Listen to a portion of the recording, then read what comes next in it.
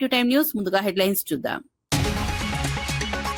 పాలమూరు భూసేకరణపై వేగం పెంచాలని సీఎం రేవంత్ ఆదేశం. పాలమూరు ప్రాజెక్టు భూసేకరణను యుద్ధ ప్రాతిపదికన పూర్తి చేయాలని డిమాండ్. పెండింగ్ ప్రాజెక్టుల బిల్లులు చెల్లించేందుకు సిద్దమన్న సీఎం. ప్రాజెక్టు పనులపై అధికారులు నిరంతరం సమీక్ష చేయాలన్న సూచన.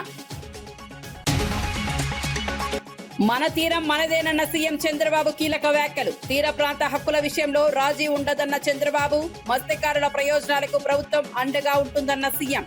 నిబంధనలు ఉల్లంఘిస్తే సహించబోమన్న చంద్రబాబు హెచ్చరిక.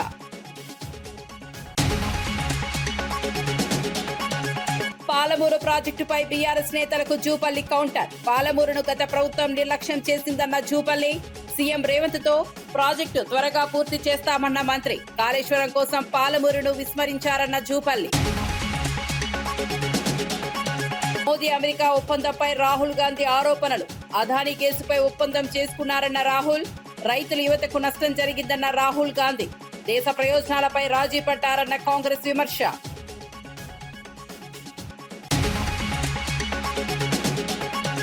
ఇంధన ధరలపై వైసీపీని టార్గెట్ చేసిన సోమిరెడ్డి. జగన్ హయాంలోనే ఇంధన ధరలు పెరిగాయన్న సోమిరెడ్డి. వైసీపీ నిరసనలు అటర్ ఫ్లాప్ అయ్యాయన్న సోమిరెడ్డి. ప్రజలపై భారీ భారం మోపింది గత ప్రభుత్వమేనన్న ఎమ్మెల్యే. ఎంసీఆర్ హెచ్ఆర్డీలో ఉమ్మడి మహబూబ్ నగర్ జిల్లా మంత్రులు ఎమ్మెల్యేలతో సీఎం రేవంత్ రెడ్డి కీలక సమావేశం నిర్వహించారు. పాలమూరు రంగారెడ్డి ఎత్తిపోతల ప్రాజెక్టు భూసేకరణ ప్రక్రియను యుద్ధ ప్రాతిపదికన పూర్తి చేయాలని అధికారులకు ఆదేశించారు. జిల్లాలో పెండింగ్ లో ఉన్న ఇతర ప్రాజెక్టుల భూసేకరణ కూడా త్వరితగతిన పూర్తి చేయాలని సూచించారు. భూసేకరణ నిధుల చెల్లింపుల్లో ఎలాంటి జాప్యం ఉండదని స్పష్టం చేశారు. ప్రాజెక్టుల పెండింగ్ బిల్లుల చెల్లింపులకు ప్రభుత్వం సిద్ధంగా ఉందని పేర్కొన్నారు. ప్రాజెక్టుల పురోగతిని ఎప్పటికప్పుడు సమీక్షిస్తూ మంత్రులు అధికారులు పర్యవేక్షించాలని ఆదేశించారు. ఈ సమావేశంలో మంత్రులు జూపల్లి కృష్ణారావు, వాకిటి శ్రీహరి, పలువురు ఎమ్మెల్యేలు, ప్రభుత్వ ప్రధాన కార్యదర్శి పాల్గొన్నారు.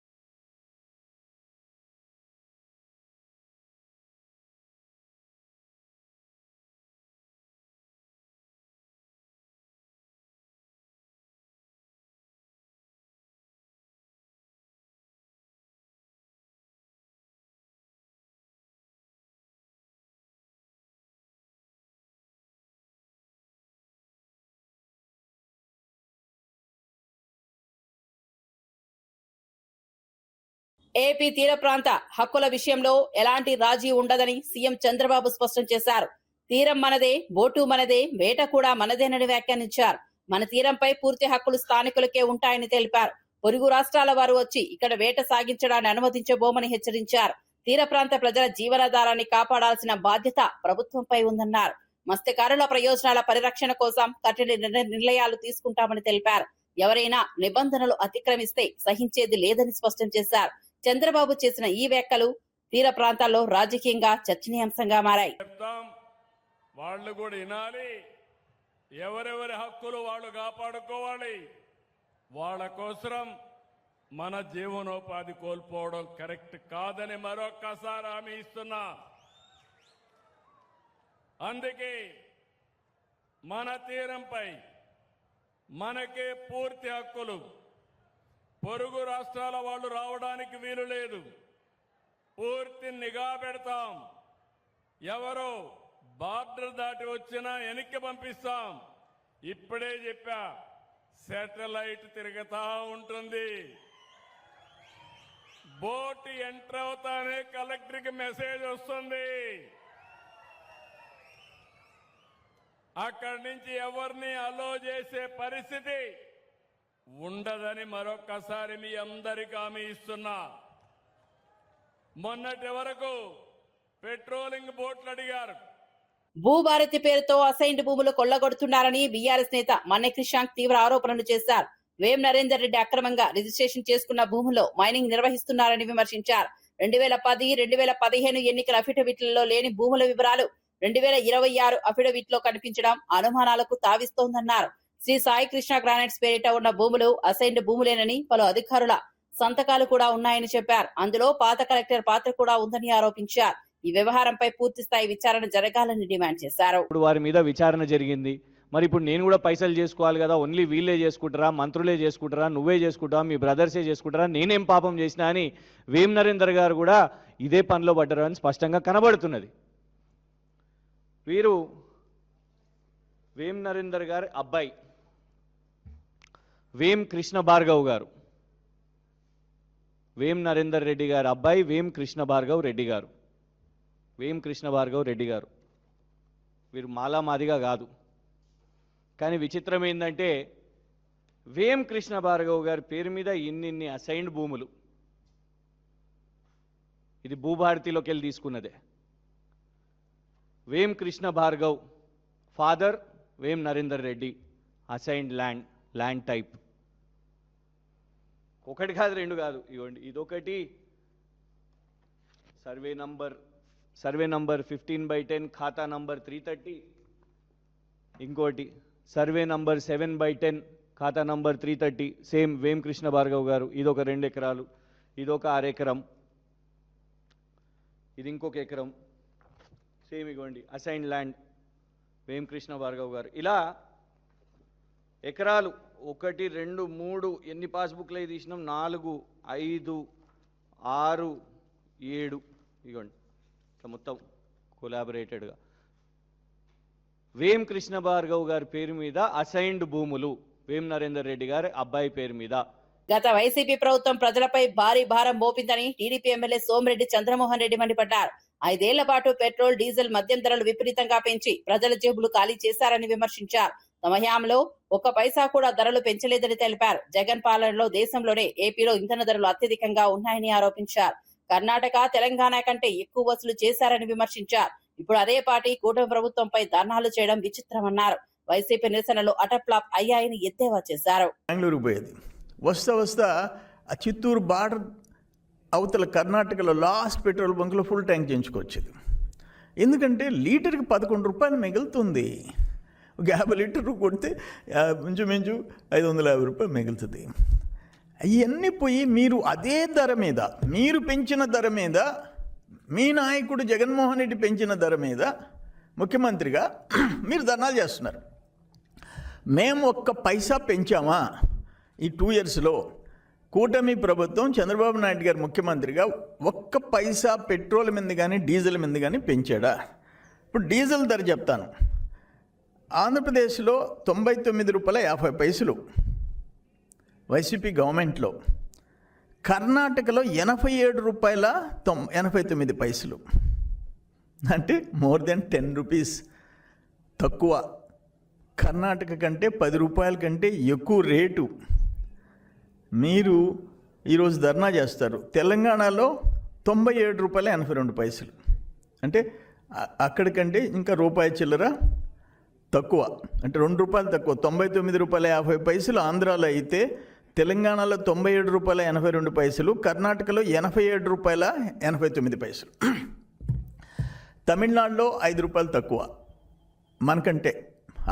పాడేరులో పాస్టర్ అభినయ్ దర్శన్ పై జరిగిన దాడి ఘటనను తాను తీవ్రంగా ఖండిస్తున్నానని పాడేరు ఎమ్మెల్యే విశ్వేశ్వరరాజు తెలిపారు.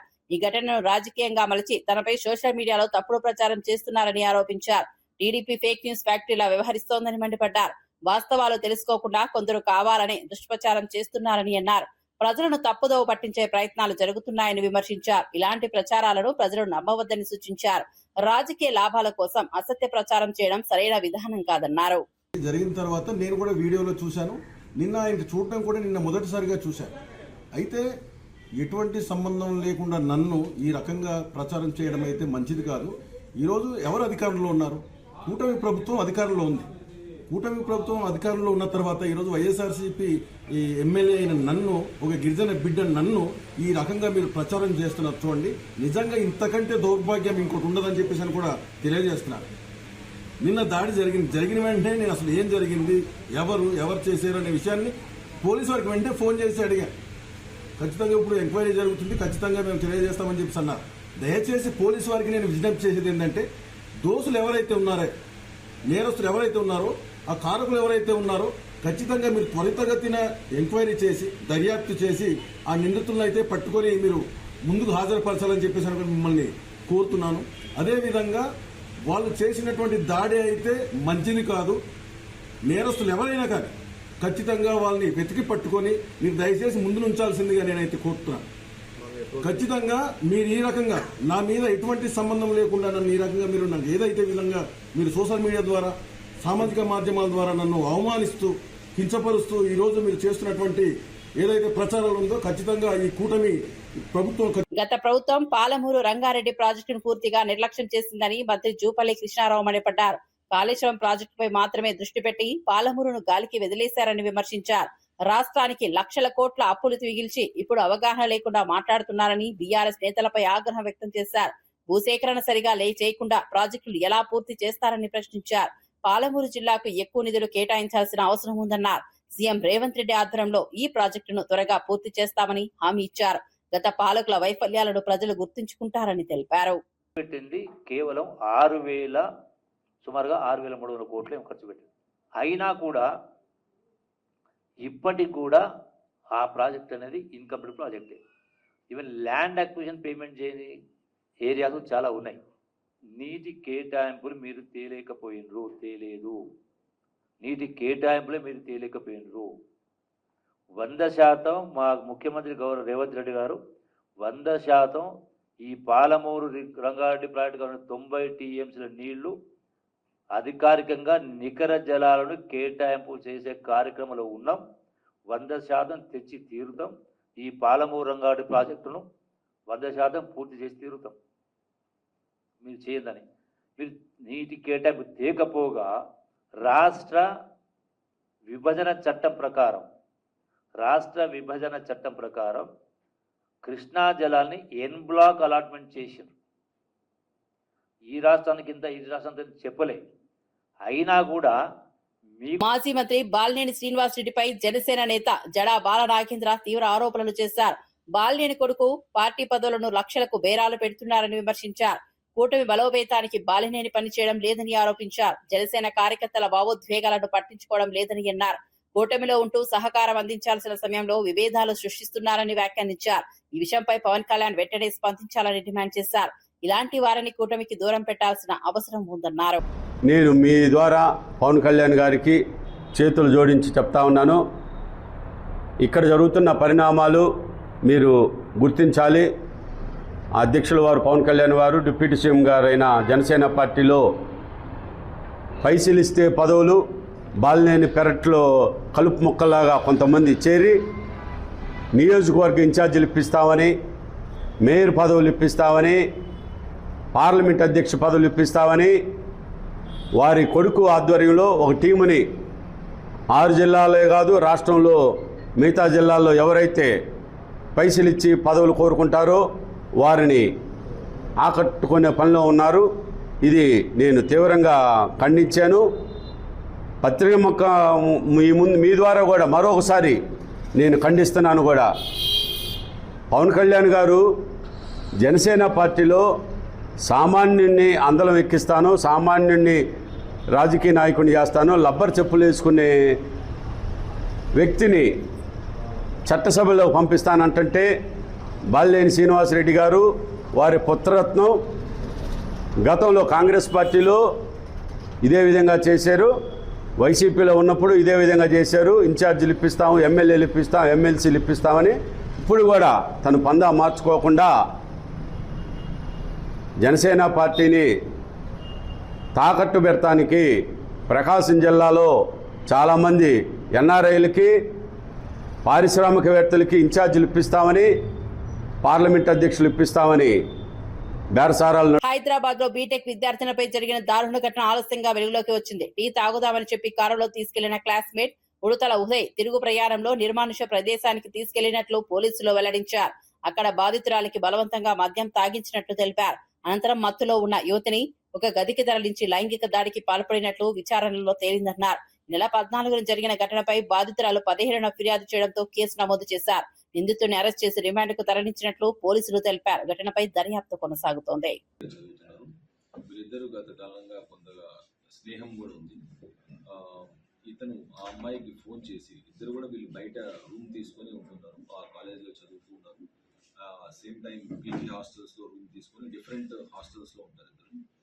సో ఇతను ఆ అమ్మాయికి కాల్ చేసి మనం దిల్సుఖ్ నగర్ ఏరియాకి వెళ్ళేసి టీ తాగొద్దామని చెప్పేసి వాళ్ళు ఆ అమ్మాయిని ఇతను పిక్ చేసుకొని ఇతను హాస్టల్ దగ్గర నుంచి దిల్సుఖ్ నగర్ ఏరియాకి వెళ్ళి వాళ్ళు టీ తాగిన తర్వాత రిటర్న్ జర్నీలో ఒక చోట ఆపి ఒక మద్యం షాప్ దగ్గరికి వెళ్ళి అక్కడ మద్యం కొనుగోలు చేసి అక్కడి నుంచి తర్వాత లీజర్గా వాళ్ళు బీడిఎల్ రోడ్లోకి వెళ్ళి అక్కడ కార్ ఆపి ఆ అమ్మాయితో బలవంతంగా ఉత్తరప్రదేశ్ రాయబరేలీలో కాంగ్రెస్ అగ్రనేత రాహుల్ గాంధీ కీలక వ్యాఖ్యలు చేశారు. అదానీపై ఉన్న కేసును రద్దు చేయించేందుకు ప్రధాని మోదీ అమెరికాతో ఒప్పందం చేసుకున్నారని ఆరోపించారు. ఈ ఒప్పందం వల్ల రైతులు, కార్మికులు, యువతకు తీవ్ర నష్టం జరిగిందన్నారు. దేశ ప్రయోజనాల కంటే వ్యక్తిగత ప్రయోజనాలకే ప్రాధాన్యత ఇచ్చారని విమర్శించారు. ప్రజా సమస్యలపై దృష్టి పెట్టాల్సిన సమయంలో ఇతర అంశాలపై రాజీ కుదుర్చుకున్నారని ఆరోపించారు. కేంద్ర ప్రభుత్వ నిర్ణయాల వల్ల సామాన్య ప్రజలే నష్టపోతారని అన్నారు. कि अमेरिका ने अदानी पे केस डाला था, उस केस को डोनाल्ड ट्रंप रद्द करेगा, आप देख लेना, गारंटी देके कह रहा हूं मैं आपको। बिजली महंगी हो जाएगी, पेट्रोल महंगा हो जाएगा, गैस महंगी हो जाएगी, सारा का सारा महंगा होने जा रहा है। क्यों? नरेंद्र मोदी की राजनीति, नरेंद्र मोदी की इकोनॉमिक पॉलिसी। अब ये सच्चाई कांग्रेस पार्टी के जो बब्बर शेर हैं जो यहां आए हैं, आपको देश को बतानी है। आपको जाकर हर व्यक्ति को बताना है।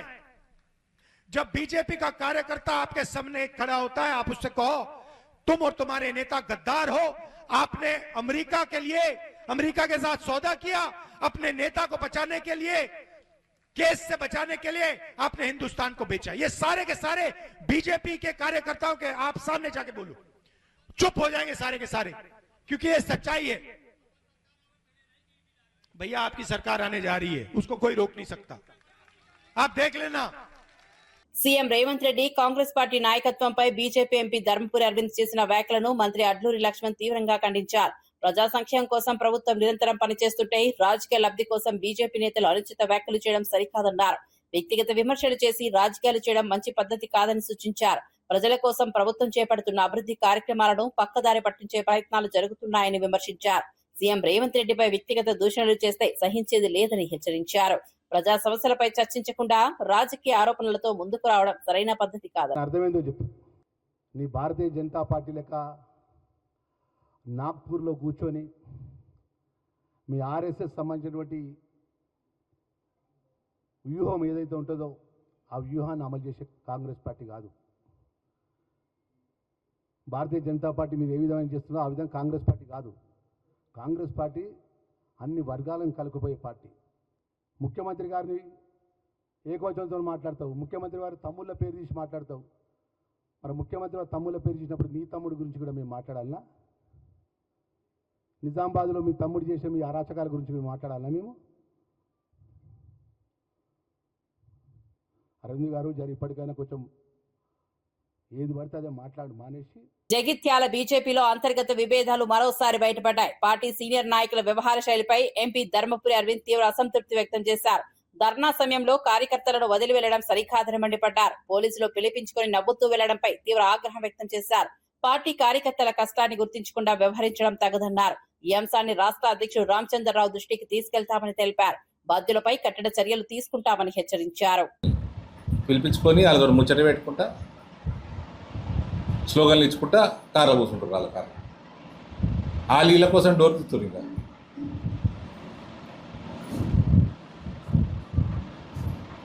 రామచంద్రరావు వాడుతో మాట్లాడుతారు. Nizamabad parliament is a competitive segment. కాంగ్రెస్కి బీఆర్ఎస్కి ఎన్ని ఓట్లు వచ్చినాయో అసెంబ్లీలో మాకు అన్ని ఓట్లు వచ్చినాయి. 2% అటు నుంచి 2% ఇటు నుంచి లాక్కుంటే మొత్తం ఎడిట్కేడి గెలుస్తాం. ఇక్కడ పార్టీకి నష్టం చేయొద్దు. మిమ్మల్ని పని చేయమని వాడు బతిలాడతలేడు.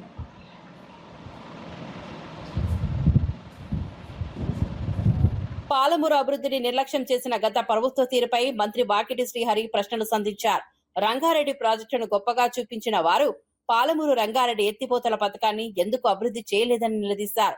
పాలమూరు ప్రాంతంపై గత పాలకులు నిర్లక్ష్య వైఖరి ప్రదర్శించారని విమర్శించారు. అభివృద్ధి పనుల్లో ఆలస్యం కారణంగా ప్రజలు ఇబ్బందులు ఎదుర్కొన్నారని అన్నారు. ప్రస్తుతం సీఎం రేవంత్ రెడ్డి ఆధ్వర్యంలో ప్రాజెక్టు పనులు వేగవంతం అవుతున్నాయని తెలిపారు. పాలమూరు ప్రాంతానికి నీటి ప్రయోజనాలు అందించడమే ప్రభుత్వ లక్ష్యమని స్పష్టం చేశారు. అభివృద్ధి పనులను మరింత వేగవంతం చేస్తాయని పేర్కొన్నారు. ఆ డబ్బులు పెట్టుబడి పెట్టగానే అది మేడిగడ్డ కూలిందని మీరు మేడిగడ్డను ఒకటే చూస్తున్నారు. మొత్తం ఇది ఒక సమూహము. కాళేశ్వరం అంటే మేడిగడ్డ ఒకటే కాదంటున్నారు. మరి నేను కూడా గదే అడుగుతున్నా. పాలమూరు రంగారెడ్డి అంటే నీ ఒకటే మోటార్ బిగించి ఆ మోటార్ ఇట్లా స్విచ్ నొక్కి అర్ధగంట తర్వాత బంద్ చేయగానే పాలమూరు రంగారెడ్డి పథకం అయిపోయేట. ఏడుకెంచి వరకు ఉంది, ఏలూరుకెంచి లచ్చిందేవపల్లికి ఉంది. మీరు ఫస్ట్ ఇచ్చిన జీవోలో ఏమని రాసిర్రు? మీ ఏలూరుకెంచి లచ్చిందేవపల్లి వరకు 21 ప్యాకేజీలతో మీరు జీవో ఇష్యూ చేసిర్రు. అసలు మీరు 21 ప్యాకేజీలతో జీవో ఇష్యూ చేసి మీరు 18 ప్యాకేజీలనే పిలిపించి 3 ప్యాకేజీలు మర్చిపోయారు.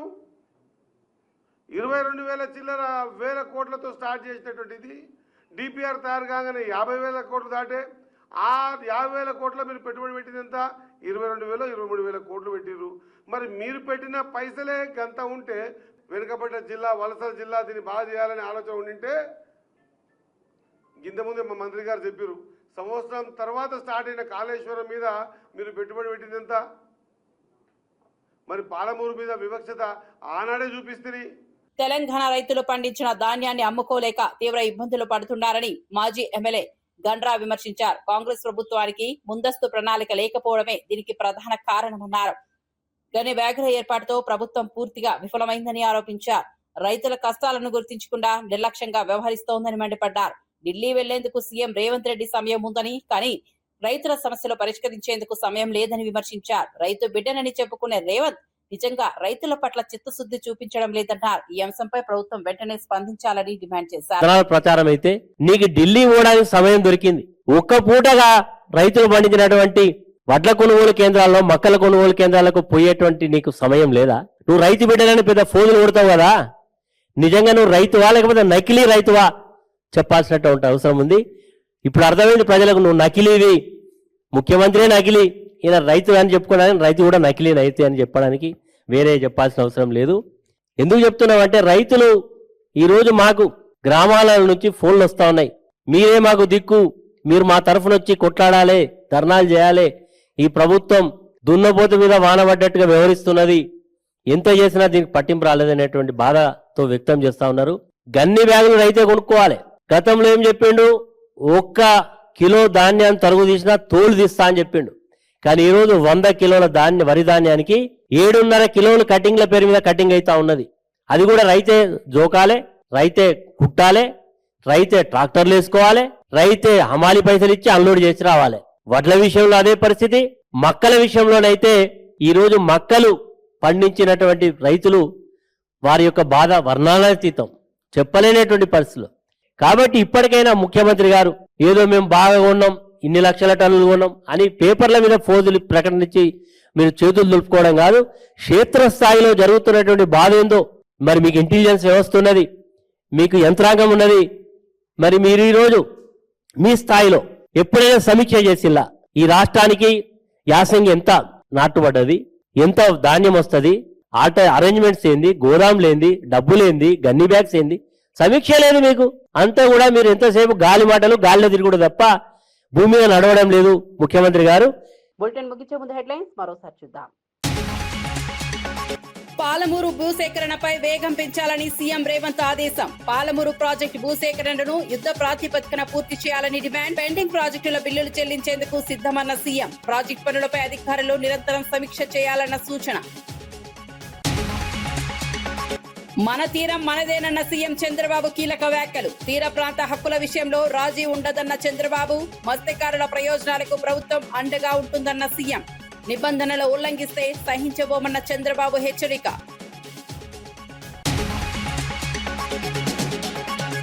పాలమూరు ప్రాజెక్టుపై బీఆర్ఎస్ నేతలకు జూపల్లి కౌంటర్. పాలమూరును గత ప్రభుత్వం నిర్లక్ష్యం చేసిందన్న జూపల్లి. సీఎం రేవంత్ తో ప్రాజెక్టు త్వరగా పూర్తి చేస్తామన్న మంత్రి. కాళేశ్వరం కోసం పాలమూరును విస్మరించారన్న జూపల్లి. మోదీ అమెరికా ఒప్పందంపై రాహుల్ గాంధీ ఆరోపణలు. అదానీ కేసుపై ఒప్పందం చేసుకున్నారన్న రాహుల్. రైతుల యువతకు నష్టం జరిగిందన్న రాహుల్ గాంధీ. దేశ ప్రయోజనాలపై రాజీ పడ్డారన్న కాంగ్రెస్ విమర్శ.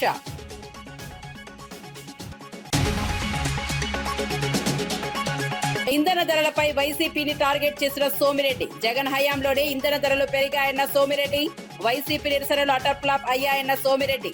ప్రజలపై భారీ భారం మోపింది గత ప్రభుత్వమేనన్న ఎమ్మెల్యే.